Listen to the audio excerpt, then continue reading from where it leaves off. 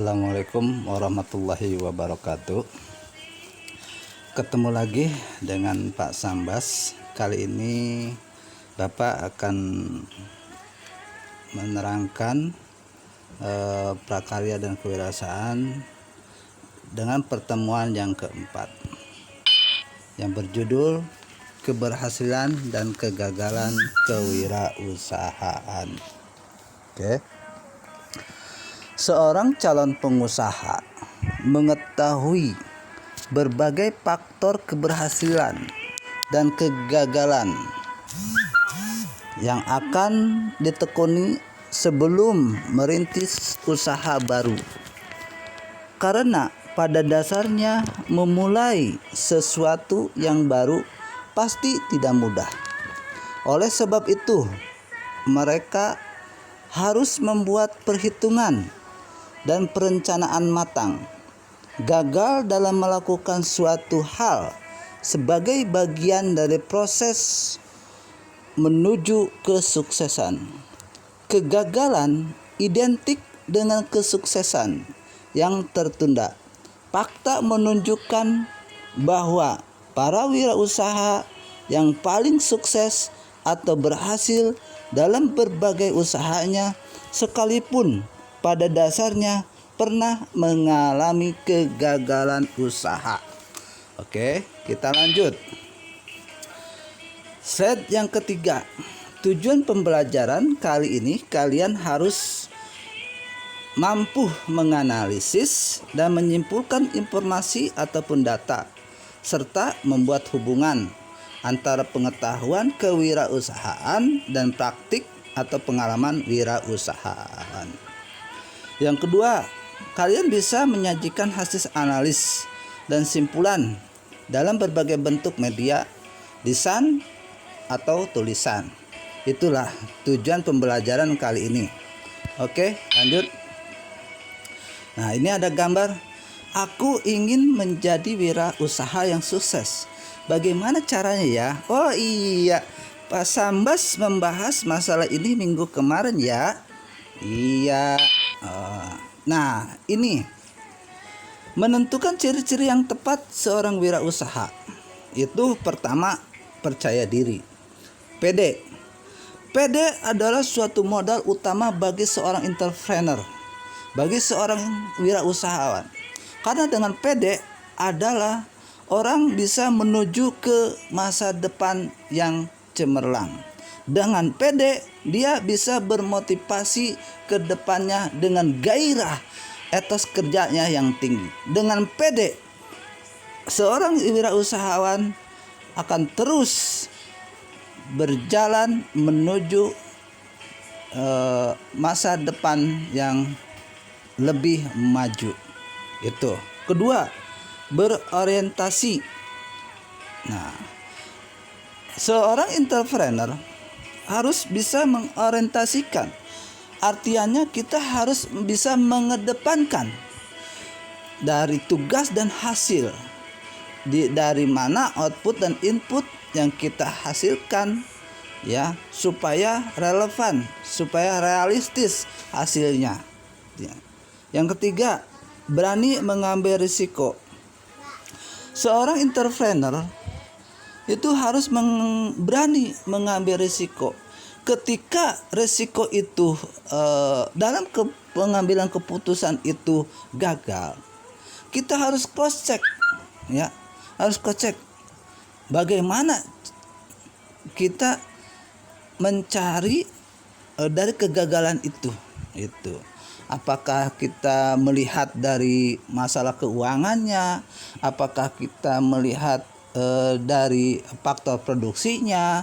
Apakah kita melihat dari pemasarannya, kemasannya, produknya dan sebagainya? Itu kalau misalkan kita pada waktu itu sebagai entrepreneur mengambil keputusan bahwa keputusan itu bisa gagal. Nah, itu kita harus berani mengambil risiko. Dan sebaliknya, apabila kita dalam pengambilan keputusan, ya keputusan itu tepat pada sasarannya, kita harus berani ke depan, yaitu tantangannya. Tantangan apa? Yaitu tantangan pasar. yang menuju produk kita ke minat pelanggan yang lebih tinggi ya. Itu supaya bisa menarik gimana ya. Itu harus kita berani. Bagaimana caranya? Mungkin kita kemasannya dipercantik, terus atau harganya agak lebih murah atau lebih miring, tapi tidak mengurangi kualitas dari produk kita. Nah, itulah berani mengambil risiko seperti itu.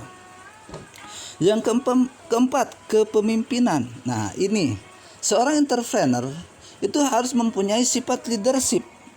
Nah, leadership ini itu adalah pokok utama, modal utama ya, harus bisa memimpin.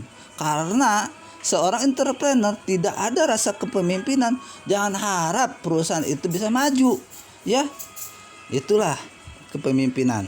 Kelima, keorsinilan. Orsinil artiannya di sini sebuah ide atau gagasan yang kita tuangkan dalam pikiran itu murni dari pikiran kita, dari ide kita, dari gagasan kita, tidak mengcopy paste dari ide-ide yang lain, dari orang lain. Ya, sementara kalau kita mengcopy paste dari ide-ide yang lain, kita belum tahu langkah-langkah apa selanjutnya. Nah, itu gagal lagi. Ya, itu seperti itu ya. Makanya kalau kita punya ide, semaksimal mungkin itu ide dari ide kita ya, jangan mengcopy itu. Yang keenam, berorientasi ke masa depan. Nah, jelas seorang entrepreneur harus merencanakan atau memplanning atau membudget ke depan, 5 tahun yang ke depan ya, jangka panjangnya ke depan 5 tahun, 10 tahun dan sebagainya. Kita harus bisa memforecast gitu, meramal ke depan gitu. Oke. Yang ketujuh, jujur dan tekun. Nah, iya, seorang entrepreneur harus jujur ya. Jujur baik di dalam diri pribadi, jujur baik dalam organisasi, jujur di dalam kepemimpinan, semuanya ya. Seorang entrepreneur harus jujur dan tekun. Oke, lanjut. Nah, kedua, menentukan ciri-ciri yang tepat seorang wirausaha. Nah, apa sih ciri-cirinya? Yang pertama, yang tadi tuh, berani mengambil risiko ya. Kedua, memiliki keberanian dan percaya diri, pede ya. Ketiga, mempunyai daya kreasi. Nah, apa sih daya kreasi itu? Yaitu daya kreasi kita mempunyai inovasi-inovasi, ide-ide, gagasan-gagasan ke depan supaya produk kita yang dipasarkan tidak bosan ya. Kita punya inovasi-inovasi baik di dalam pengemasan, baik itu di dalam produk ataupun kepuasan dan lain sebagainya. Itu bisa ya, kreasi-kreasi seperti itu. Yang keempat, mempunyai semangat dan kemauan keras. Nah, iya, seorang entrepreneur itu harus mempunyai semangat juang demi masa depan perusahaannya. Kalau tidak ya, itu kalau misalkan ele-elean ya, tidak ada semangat ya, jangan harap untuk maju perusahaan kita itu ya. Oke. Yang keenam, tidak konsumtif. Nah, ini artiannya seorang entrepreneurship jangan terlalu boros ya. Kita harus bisa memanage keuangan ya. Abang, kita punya duit kita, uang kita, semua boleh kita harus dibelanjain semua habis. Nah, itu jangan seperti itu. Itu bukan jiwa entrepreneur. Seorang jiwa entrepreneur itu harus bisa mengedepankan, harus bisa safety ya, menabung ya demi kelangsungan kehidupan perusahaannya gitu. Yang ketujuh, mempunyai jiwa pemimpin. Nah, itu tadi leadership. Yang kedelapan, orientasi pada masa depan. 9, jujur dan tekun. Nah, itulah ciri-cirinya ya. Nah, Ini yang C, analisis kemungkinan keberhasilan dan kegagalan usaha. Nah, ini analisisnya. Pertama, kita lihat dari faktor manusia, MSDM. MSDM adalah merupakan suatu faktor yang utama dalam pencapaian keberhasilan usaha karena manusia mempunyai ide dan rencana usaha. Manusia juga akan mewujudkannya. Jelas ya. MSDM ini sangat berpengaruh internal eksternal pada perusahaan kita gitu ya. Ketika kita mempunyai MSDM yang handal sesuai dengan backgroundnya, sesuai dengan latar belakangnya, sesuai dengan pengalamannya ya, insya Allah perusahaan kita akan maju ke depan ya. Oke, yang kedua, faktor keuangan. Nah, ini faktor keuangan juga sangat menentukan ya. Karena kapital itu adalah sumber modal paling utama ya. Kapital baik di dalam pengalaman ya, modal pengalaman, modal background dan sebagainya, maupun kapital di dalam uang gitu. Nah, untuk pengolahan keberhasilan itu pemenuhan segala pengeluaran untuk kepentingan operasi produksi dan lain sebagainya, itu kita perlu masalah uang. Nah ya, contoh ini ada ada peralatan dan perlengkapan mesin pabriknya, itu kan harus pakai uang. Oke, lanjut. Yang ketiga adalah faktor organisasi. Ya, ini seorang entrepreneur harus bisa memposisikan ya masing-masing posnya, masing-masing jobnya, masing-masing fungsinya ya. Nah, itulah fungsi organisasi, tugas masing-masing. Jangan sampai ya backgroundnya di akunting ya, akuntansi, tetapi dia kerjanya bukan bagian keuangan. Jangan harap itu akan acak-acakan ya, jangan berhasil itu ya. Harus sesuai dengan jobnya, job deskripsinya, sesuai dengan latar belakangnya, sesuai dengan pengalamannya. Nah itu insya Allah akan berhasil seperti itu ya. Oke, nah di dalam faktor organisasi itu berarti seorang wirausaha dapat pertama mempertegas hubungan dengan para karyawan ya. Kedua, menciptakan hubungan antar karyawan. Ketiga, mengetahui tugas yang akan dijalankan. Keempat, mengetahui kepada siapa karyawan harus bertanggung jawab. Artinya di sini organisasi di sini ada yang namanya organisasi secara horizontal dan vertikal. Nah, itu harus mengerti jalurnya, jalannya gitu ya. Oke. Terus keempat, faktor perencanaan.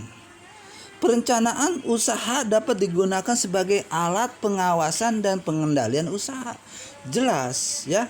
Tanpa ada suatu rencana ya, itu kita menjalankan usaha ya asal-asalan. Contoh, di situ ada pembangunan jembatan ya. Itu jembatan layang, itu tanpa ada rencana awal dan selanjutnya itu enggak bakalan terjadi. Nah, itu karena rencana itu didirikan pertama untuk merencanakan produk apa yang akan dibuat. Nah, itu rencana ya. Sebagai seorang entrepreneur itu kita harus merencanakan apa sih produk kita yang kita jual ya. Bagaimana sih produk kita setelah kita menjadi produk, kemasannya ya, karakteristiknya, jenisnya dan sebagainya. Dan itu kita harus pikirkan rencana-rencana itu seperti itu. Itu. Kedua, memperhitungkan jumlah dana yang diperlukan. Ya jelas ya, rencana itu sesuai dengan produk yang kita keluarkan, berapa besar biayanya, kosnya berapa. Nah, itu kita harus rencanakan ya, sesuai dengan kemampuan kapital kita ya. Oke. Yang ketiga, merencanakan jumlah produk yang akan dibuat. Nah, itu yang tadi Bapak katakan. Yang keempat, merencanakan tempat pemasaran produk. Nah, itu. Jadi suatu perencanaan ya, mulai dari produk, kedua price, harga, ketiga place, tempat, keempat promotion. Itu 4P ya. Yang terakhir 1D distribusi. Kita harus merencanakan semuanya ya. Itu tanpa perencanaan kita berjalan asal-asalan, nggak bakalan berhasil kalau begitu.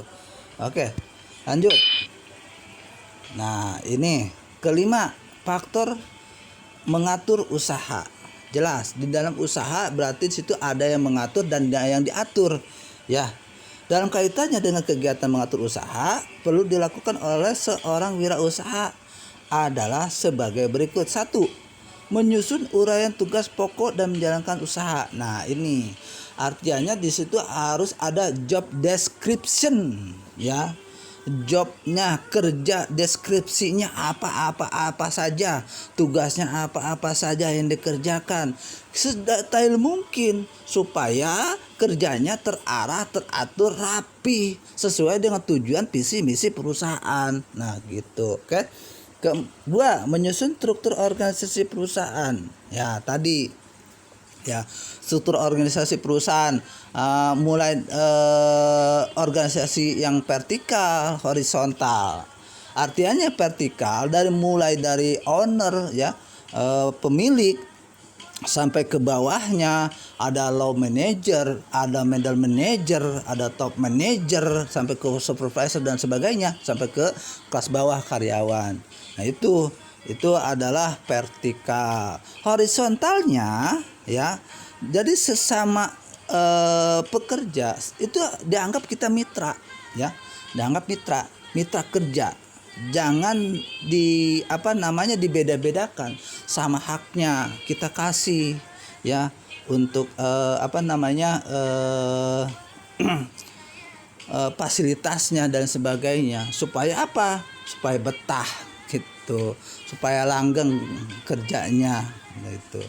Oke, kalau orang senang dalam suatu pekerjaan yang dikerjakan, insya Allah hasilnya juga akan senang juga gitu. Artinya di situ ada keberhasilan lah.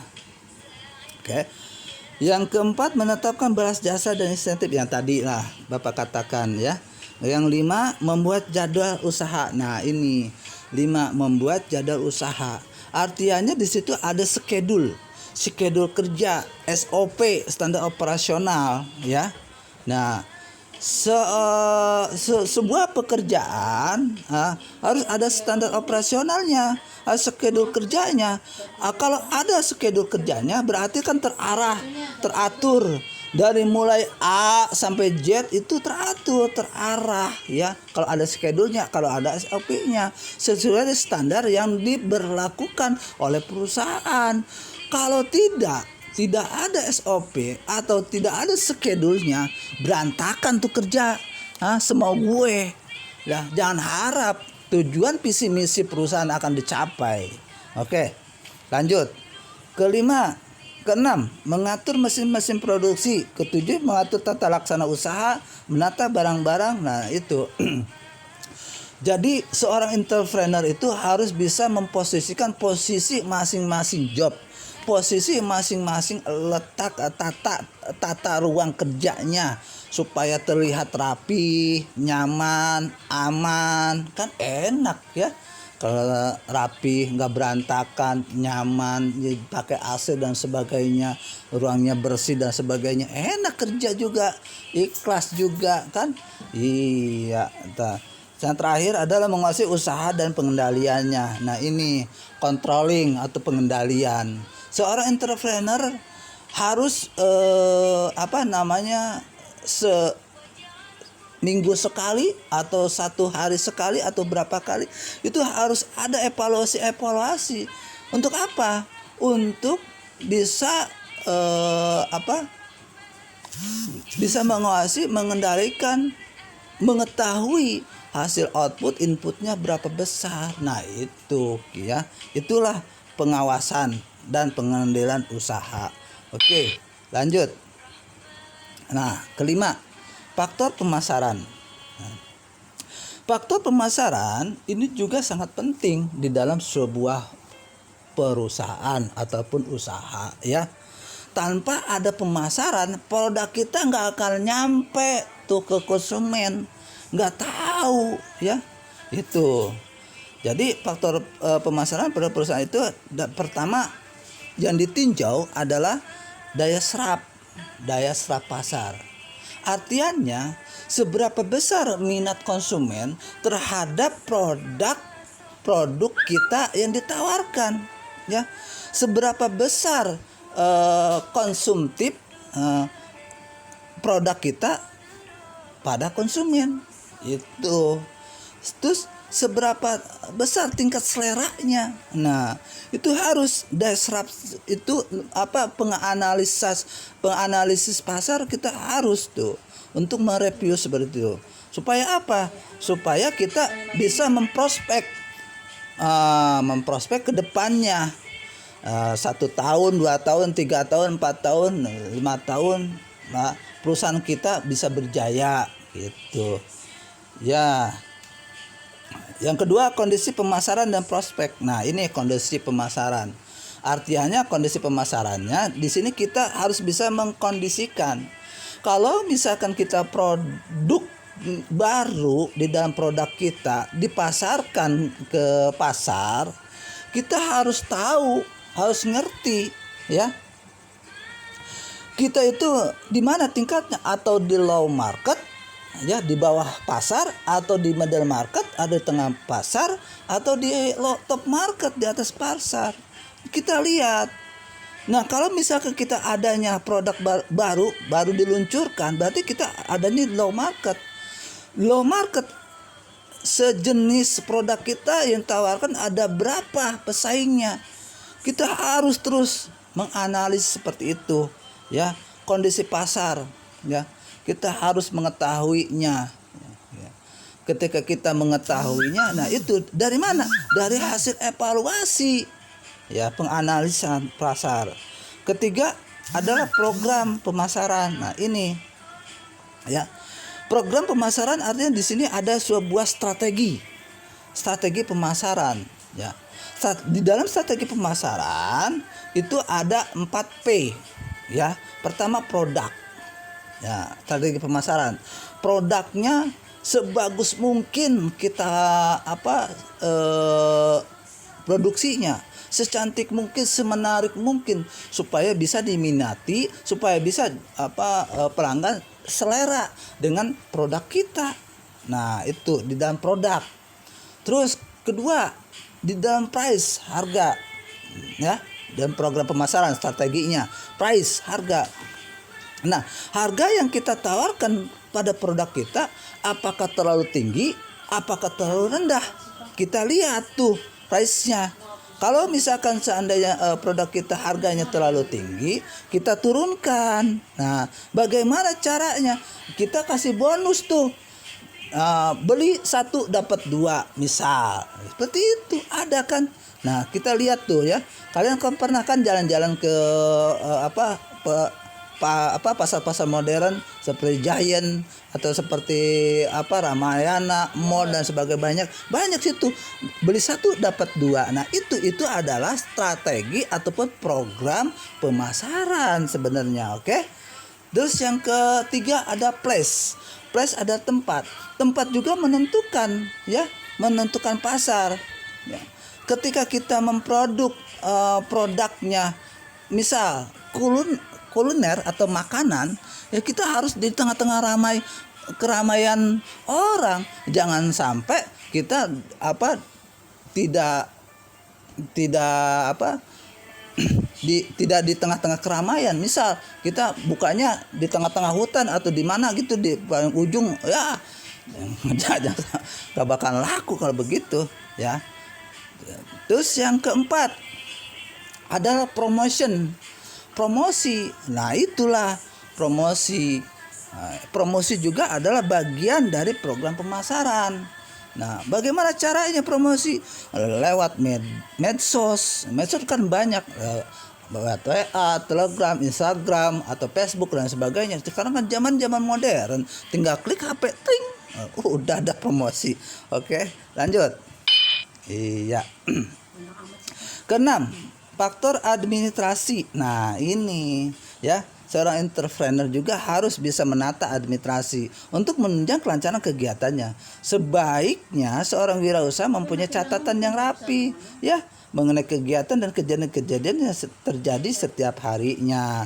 Artinya, semua transaksi yang terjadi setiap hari kita harus punya jurnalnya, harus punya catatannya, ya, supaya terarah, rapi. Output berapa, input berapa, rugi berapa, laba berapa. Nah, itu kita bisa melihat dari administrasi. Oke, lanjut. Ya, ini yang tadi Bapak katakan, ya, faktor tenaga kewirausahaan yang mempunyai keterampilan sesuai dengan backgroundnya, sesuai dengan pengalamannya, sesuai dengan keahliannya. Ya itu, insya Allah usaha kita akan lancar dan akan sukses ke depannya. Oke, lanjut. Nah, ini peran kewirausahaan dalam perekonomian. 1. Meningkatkan pertumbuhan ekonomi. 2. Mengembangkan sumber bahan mentah. 3. Memperluas pasar. 4. Mempertinggi efisiensi produksi suatu barang. 5. Mengadakan inovasi atau perubahan dalam suatu produk. Nah, itu ya perannya seorang entrepreneur di dalam perekonomian itu secara umum, secara global, ya.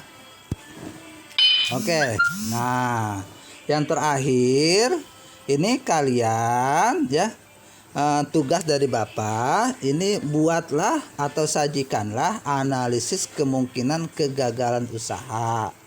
Untuk perbandingannya, ya. Untuk perbandingannya kalian analis adalah karakteristik. Nah, perbandingan ada karakteristik profil dengan ciri wirausahaan yang gagal. Contoh, ya, contoh seperti ini. Misalnya karakteristik seorang entrepreneur yang berhasil. Misal, ya, ulet, bekerja keras, gigih, misal, ya. Terus di situ ada ciri wirausahaan yang gagal, malas, susah berorientasi dan sebagainya. Nah, itulah contohnya seperti itu, ya. Oke, selamat menjalankan tugas, semoga sehat selalu. Amin. Assalamualaikum warahmatullahi wabarakatuh.